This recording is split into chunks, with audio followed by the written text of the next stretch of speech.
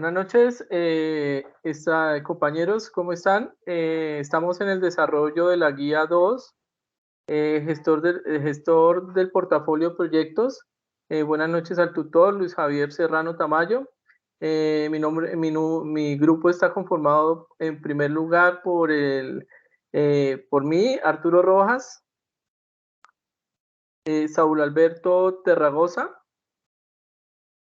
Milton Sanabria Contento, por favor, preséntense. Buenas noches, yo soy Milton. Buenas noches a todos, Saúl Torregrosa. Bueno, continuamos. El desarrollo de nuestro proyecto empieza, Saúl, por favor, a proyectar. Es el portafolio del proyecto Ayuda Campo S.A. planteado por nosotros, el cual consta, en el cual se desarrollaremos las políticas y procedimientos transversales del portafolio, los criterios para selección, priorización y autorización del portafolio, identificar los interesados, hacer la matriz de comunicaciones, establecer los beneficios financieros y no financieros, elaborar algoritmos de priorización para el portafolio y explicar las habilidades de liderazgo del portafolio propio. Entonces, empezamos con las políticas. Las políticas que adoptamos para nuestro portafolio son, en primer lugar, gestionar programas de capacitación y concientización con el propósito de elevar compromiso de los empleados y contratistas en mantener una cultura activa de protección, establecer y mantener canales adecuados de comunicación para la prevención y reporte de cualquier riesgo de protección que pueda afectar la organización, procurar el mejoramiento continuo por medio de la evaluación y seguimiento periódico. Los procedimientos que vamos a explicar para nuestro portafolio, en primer lugar, es el procedimiento de adquisiciones, en la cual hacemos un seguimiento a las condiciones generales del producto y servicio, una selección y evaluación de los proveedores, una legalización de la relación comercial con nuestros proveedores, la verificación del producto y servicio solicitado. En segundo lugar, el procedimiento de visitas de campo, el cual consiste en el protocolo de actuación, los participantes, las autorizaciones y confirmaciones, el espacio y logística y los formatos de resultados.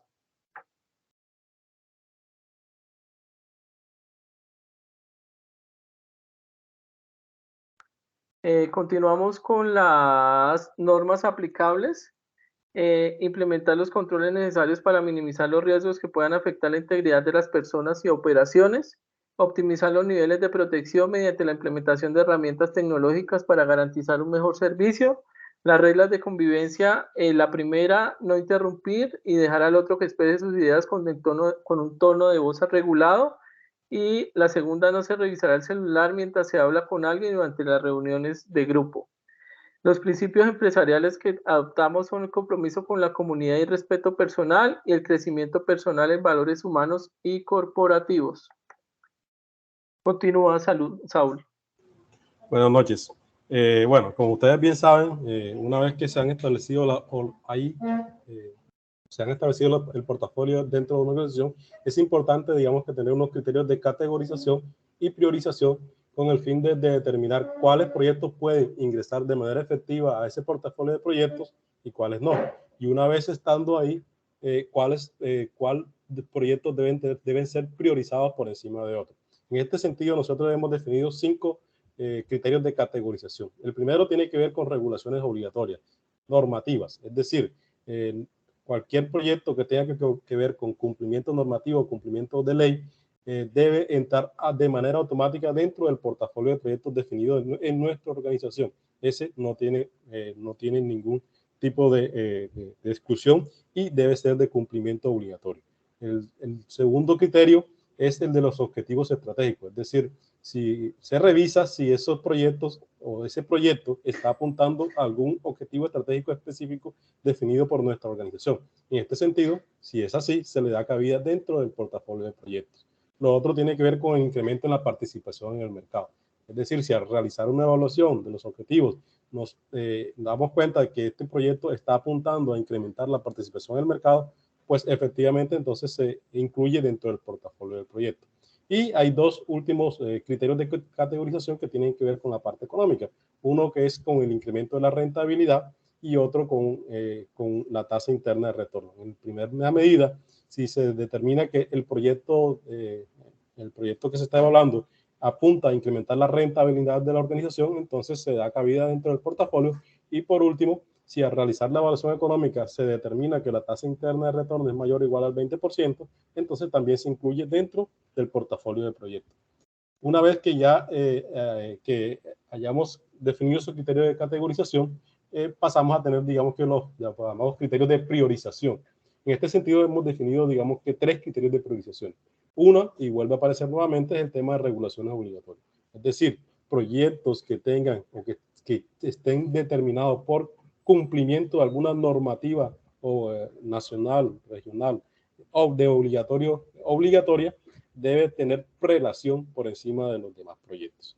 El segundo criterio de priorización es la tasa interna de retorno, es decir, aquellos proyectos que tengan mayores tasas internas de retorno al realizar la evaluación económica, pues tendrán, digamos que la prelación al momento de ejecutarse o al momento de asignar los recursos, tanto económicos como de personas.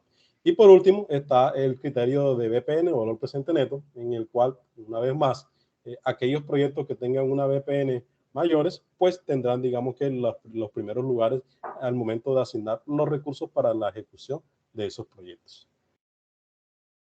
Una vez que ya nosotros hemos identificado, digamos que los criterios de priorización, de categorización y priorización para el proyecto, bueno, nos dimos a la tarea de definir la lista de interesados para el portafolio de proyectos recomendados. En este sentido, digamos que aquí mostramos la lista, la matriz de interesados, en el cual de primera mano hemos identificado 6 interesados o 6 involucrados. Por un lado está en primera medida los propietarios de las granjas de producción de compostaje, los cuales son, digamos que, unos interesados externos al proyecto. Están los inversionistas de capital, también hemos definido como unos interesados externos al proyecto. El departamento de tecnologías de las comunicaciones y de sistemas, el departamento de IT, como unos interesados internos, toda vez que hay parte de los proyectos que están incluidos del portafolio está, digamos que, relacionados con el desarrollo de ayudas tecnológicas y de apps de intercomunicación para los clientes y para los proveedores. El cuarto involucrado que hemos identificado es el Instituto Colombiano Agropecuario, es decir, el ICA, toda vez que algunos de los productos que estamos recomendando para lanzar, para desarrollar dentro del portafolio, necesitan, digamos que, aprobación por parte del ICA para poder, digamos que, ser comercializados. El quinto interesado que hemos identificado es el Departamento de Agronomía Interna. Y por último, hemos identificado la empresa asociada logística, la cual, digamos que, tendrá como función poder, digamos que, encontrar una solución para determinar o para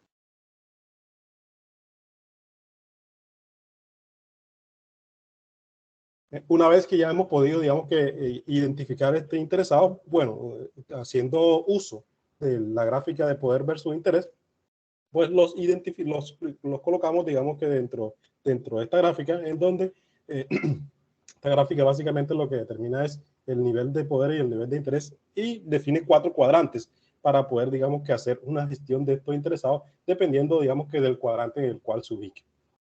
En primera medida tenemos el cuadrante señalizado de rojo, en el cual, digamos que, están los interesados que tienen alto poder y tienen alto interés, los cuales obviamente requieren, digamos que, de una gestión especial para poder mantenerlos siempre dentro y a favor del proyecto. En este sentido, hemos identificado en este cuadrante a los inversionistas, al Instituto Colombiano Agropecuario y a los clientes. Tenemos, digamos que, la granja, el cuadrante verde, en el cual, digamos que, son interesados que tienen un alto interés, pero digamos que no tienen tanto poder. En ese sentido, digamos que hemos identificado dentro de este cuadrante a los propietarios de granja, al departamento de información y tecnología y a las empresas logísticas asociadas. Y finalmente, hemos identificado dentro del cuadrante azul, que son, digamos que, interesados que tienen bajo poder, bajo interés, al líder del departamento de agronomía. Una vez que ya hemos podido hacer una lista, una matriz de esos interesados, bueno, entonces hemos diseñado algunas técnicas que nos permitirán poder capturar, digamos que, las necesidades de esos interesados Y en ese sentido, digamos que hemos definido tres. Una, la más sencilla de todas, y es las entrevistas. Digamos que mediante estas entrevistas y de primera mano podemos tener, digamos que acceso a intereses de esa lista que ya hemos identificado y de esas necesidades. Estas entrevistas, a pesar de que es un método sencillo, bueno, sabemos que requiere, digamos que de una preparación específica y requiere también de personal especializado para poder hacer que esa entrevista sea fructífera y que podamos obtener la información que realmente estamos necesitando. Después de esto, digamos que otra de las técnicas de licitación propuesta es las encuestas. Ya digamos que apuntan ya a un grupo en específico y a un tema en específico. Digamos que mediante estas encuestas podemos podemos identificar interés por parte de algunos clientes, por parte de algunos proveedores y por parte, digamos, de algunos departamentos internos de nuestra organización. Y por último, digamos que prototipos, como otra técnica que nos permitirá de primera mano poder saber necesidades propias de los clientes a través de prototipos, digamos, que podamos lanzar antes del lanzamiento final del producto, lo cual nos permita poder tratar de acercarnos un poco más a las necesidades que esos clientes están requiriendo. Siguiendo con esto, bueno, hemos diseñado lo que hemos denominado la matriz de comunicación, en donde hemos categorizado el tipo de información que se necesita, desde quién se va a comunicar, digamos, esa información, hasta quién se comunica, cómo se comunica y la frecuencia con la cual se hace. En este sentido, digamos que esta matriz muestra, digamos que un resumen de las comunicaciones más importantes que vamos a tener durante este proyecto. Entonces, digamos que aquí hay varios tipos de informaciones, como el caso de negocio, el cronograma, el registro de los stakeholders, la matriz de interesados, el reporte de avances, el reporte de pruebas de agronomía, informes de pruebas tecnológicas, reportes de pruebas FAT, solicitud de registro ICA e informes de seguimiento y ejecución del portafolio. Para cada uno de esos ítems están, digamos que los entes o los organismos internos o externos que generan esas comunicaciones, hacia dónde van, finalmente cómo se realizarán, si es a través de informes escritos, a través de presentaciones, y finalmente la frecuencia, es decir, cada cuánto se hará, si es una sola vez durante el proyecto, mensual, o cada vez que se realice, digamos que alguna prueba en específico. Siguiendo, digamos que con el análisis de nuestro portafolio, dentro del marco normativo también nos hemos dado la tarea de identificar cuáles son las leyes que son de especial interés y que necesitan ser estudiadas para poder, digamos que, evitar algún contratiempo desde el punto de vista legal. En este sentido, digamos que hemos identificado cuatro principalmente. La Ley 2183 del 2022, que es la ley que regula los sistemas y políticas nacionales de insumos y agropecuarios. La resolución 90832 del 2021, en el cual, digamos, que se establecen requisitos para la comercialización, distribución, almacenamiento de los insumos agropecuarios y semillas para siembra. La ley 1581 del 2012, que es la ley de protección de datos personales, todavía, digamos que dentro de nuestro portafolio de productos, de nuestro portafolio de proyectos, hay proyectos que tienen que ver con desarrollo de apps y desarrollo, digamos que de sistemas inteligentes de comunicación, y el tema de datos personales en este caso es fundamental. Y finalmente la ley 178 de 1994, por medio de la cual, digamos, que se aprobó el Convenio de París para la protección de la propiedad industrial. Se les da la palabra al compañero Milton. Muchas gracias. Bueno, buenas tardes. Entonces ahora vamos a hablar en cuanto a tres habilidades diarias que debe tener el gerente de portafolios. Estas las definimos como la comunicación, la inteligencia emocional y la capacidad de negociación. Consideramos que estas habilidades personales también van de la mano mucho con las habilidades de liderazgo y de gerencia, que son como la toma de decisiones. Esta habilidad pues me permite visualizar de manera global los riesgos y beneficios. Está la adaptación a los cambios. Esta habilidad me permite no ser solamente versátil, sino también flexible y de mente abierta al momento de perseguir el cumplimiento de los objetivos estratégicos de la empresa. Y está por último la resolución de problemas, que esta habilidad me permite identificar rápidamente los problemas y oportunidades para una posterior ejecución de la solución. Siguiente.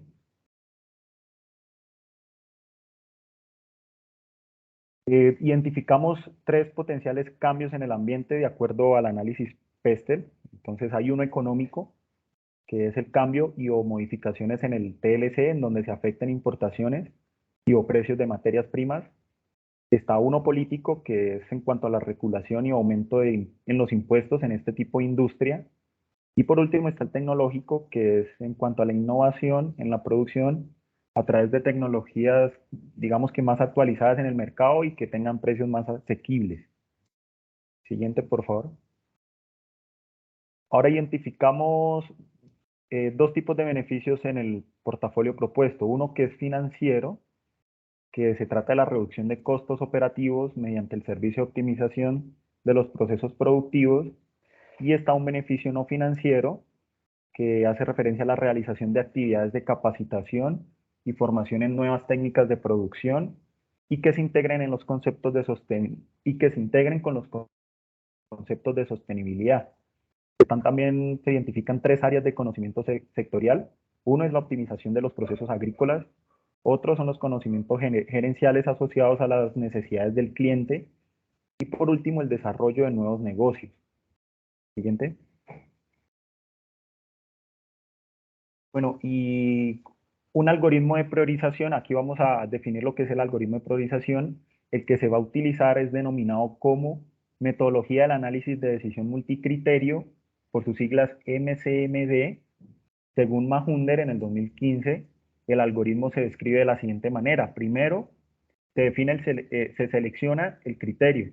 Aquí se identifican los problemas y oportunidades generales a analizar. Siguiente sería selección de alternativas. Estas alternativas deben ser factibles, prácticas, comparables y reales. Lo que sigue es la selección del método de ponderación.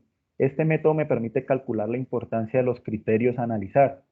Entonces, por ejemplo, si los criterios que definimos son la TIR, la VPN o las regulaciones obligatorias, entonces lo que se hacen es, en este método, reunir mediante una entrevista varias personas de la empresa que tengan diferentes cargos, desde lo gerencial hasta lo operativo. Y a estas personas se les va a indicar mediante este método es muy útil para una matriz de priorización, y en esta matriz, de manera muy personal, cada una de las personas que se entrevistan le va a dar un peso o importancia a cada uno de estos criterios. Si al momento de seleccionar un proyecto para esa persona que se entrevista es más importante la TIR o más importante la VPN u otro criterio que se haya seleccionado al momento de ejecutar este algoritmo de priorización. Entonces aquí en este tercer paso es eso, es más que todo medir la importancia de los criterios que se van a analizar.